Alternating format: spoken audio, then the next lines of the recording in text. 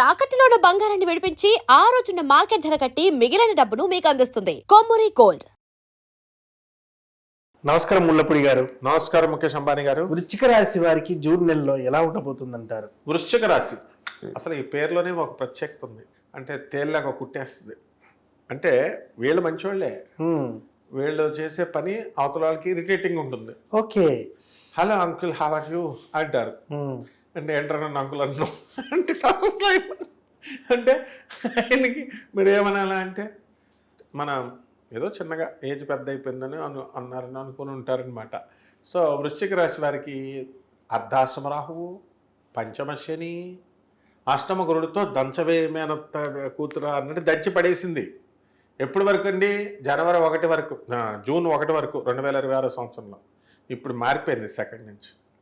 అనూహ్యంగా వృశ్చిక రాశి వాళ్ళ జాతకాలు మారిపోయింది. భాగ్యంలోకి ఈ యొక్క గురుడు వచ్చేసాడు. ఏమండి ఆస్తి మా నాన్న ఎప్పుడు ఇస్తాడండి, మా నాన్న ఇవ్వట్లేదండి అని ఇలా మా అన్నదమ్ములు ఉన్నారు వాళ్ళు అని ఇలా బాధలు పడుతున్నటువంటి వాళ్ళందరికి కూడా ఆస్తులు ఇచ్చేస్తారు. ఎవరి దగ్గర ఉన్నటువంటి బంధువులే దగ్గరగా ఉండి ఇప్పించేస్తారు. అసలు వృశ్చిక రాశి వాళ్ళకండి అప్పులు ఉన్నాయండి. ఒక్కొక్కళ్ళు అవి ఉంచుకో అప్పు తర్వాత నువ్వు ఉంచుకో అప్పు అని మొన్న లాస్ట్ ఇయర్ అంతా కూడా చాలామంది ఇల్లు కడుతున్నావు లేకపోతే వ్యాపారం పెట్టామని ఇచ్చారండి. ఇప్పుడు మంత్ తాగేవాళ్ళు చూడండి, ఏం పర్లేదు ఒక గ్లాస్ ఒక పెగ్గ ఏమి పర్లేదు ఏమవ్వదు అని ఎలా అంటారో అలా ఏం పర్లేదు ఈ డబ్బులు ఉంచు అని చెప్పి వీళ్ళ పాపం తీసేసుకున్నారు డబ్బులు.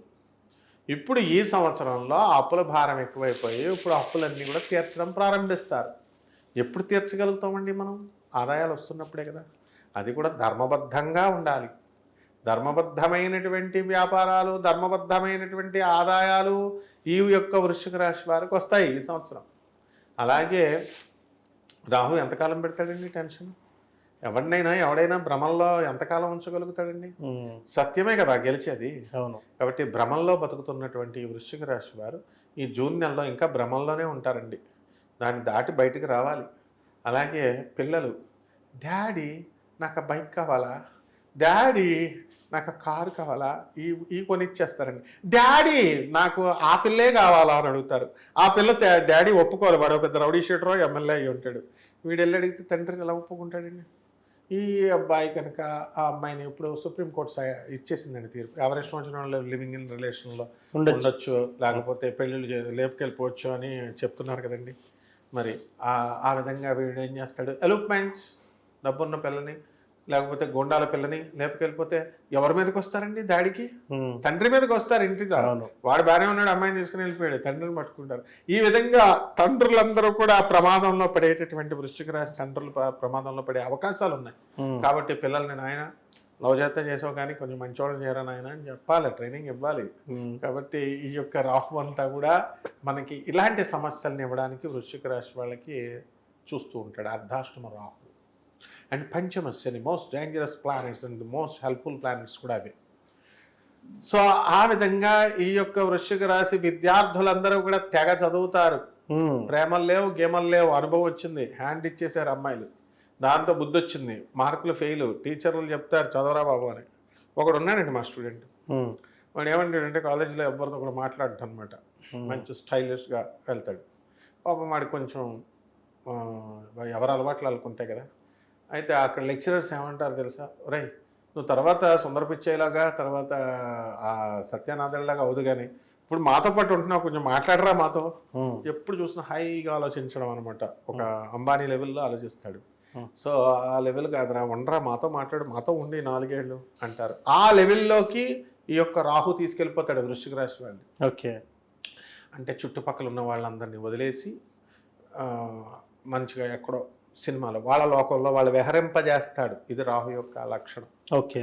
అలాగే రైతులు పంటలు న్యాచురల్ పంటలను వేయకుండా హైబ్రిడ్ పంటల మీద ఇక్రిసాట్ వీళ్ళతో కలిసి డిస్కషన్స్ చేసి దిస్ ఎ గుడ్ సింబల్ అనమాట, మంచిగా వేస్తారు. అండ్ ఈ యొక్క ఇనుము సంబంధమైనటువంటి ఫ్యాక్టరీస్ ఇలాంటి బిజినెస్లు అన్నీ కూడా చేస్తారు. వెల్డింగ్ షాపులు వాళ్ళు, ఈ యొక్క అన్ని సెంటరింగ్ వ్యాపారస్తులు అంతా కూడా బ్రహ్మాండంగా సంపాదించడానికి అవకాశాలు ఉంటాయి. ఇక డాక్టర్ల ఉద్యోగాలు స్థిరంగా ఉంటాయి. డాక్టర్లు బ్రహ్మాండంగా సంపాదించడం అనేటటువంటివి జరుగుతాయి. అలాగే వృశ్చిక రాశి వారికి ఏం వ్యాధులు వస్తాయంటే కిడ్నీ డయాలసిస్లు ఇలాంటివన్నీ కూడా కొంతమందికి, మళ్ళీ అందరూ భయపడాల్సిన పని లేదు. గోచార రీత్యా చెబుతాం ఎండాకాలంలో ఎండలు వస్తాయని, 20 రోజులు ఎండలు వస్తాయి, మిగతా రోజుల్లో వర్షాలు వస్తాయి. ఆ విధంగా వ్యక్తిగత జాతకాలు చూసేటటువంటి వాళ్ళకి వాళ్ళని చూసిన బట్టి ఎవరికి కిడ్నీ ప్రాబ్లం వస్తుంది అనేటటువంటిది చెప్తున్నాం.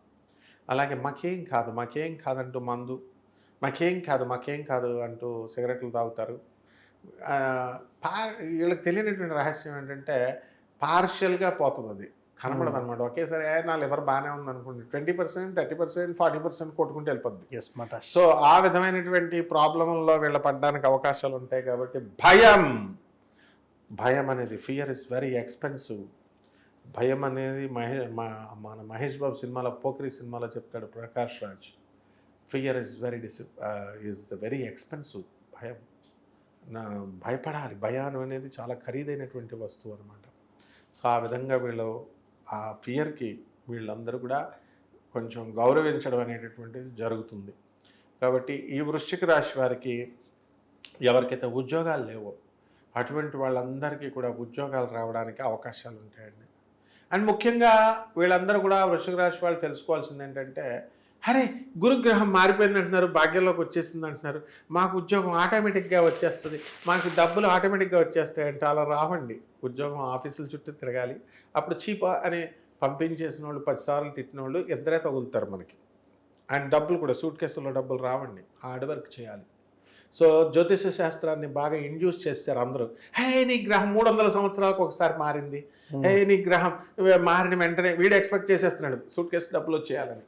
సో అందువల్ల జ్యోతిష శాస్త్రాన్ని తిడుతున్నాడు, వీడిపోతాడు. ఈ పంతులు చెప్పినటువంటి మేము వెళ్ళిపోతాం. బట్ జ్యోతిష శాస్త్రాన్ని కూడా తప్పు పట్టకూడదు. ఓకే. అందువల్ల చాలా పవిత్రమైన శాస్త్రం. కాబట్టి వృశ్చిక రాశి వారికి కొన్ని రెమెడీస్ చెప్తామండి. ఆ రెమెడీస్ ఏంటంటే, చక్కగా రాహువు శని తోలు తీసేస్తున్నాడు వీళ్ళని. కాబట్టి రాహు జపం చేసుకోవాలి, రాహు స్తోత్రాలు చదవాలి, శని జపం చేయాలి, శని స్తోత్రాలు చదవాలి, మహాకాళి అమ్మవారి యొక్క మంత్ర జపం చేసుకోవాలి.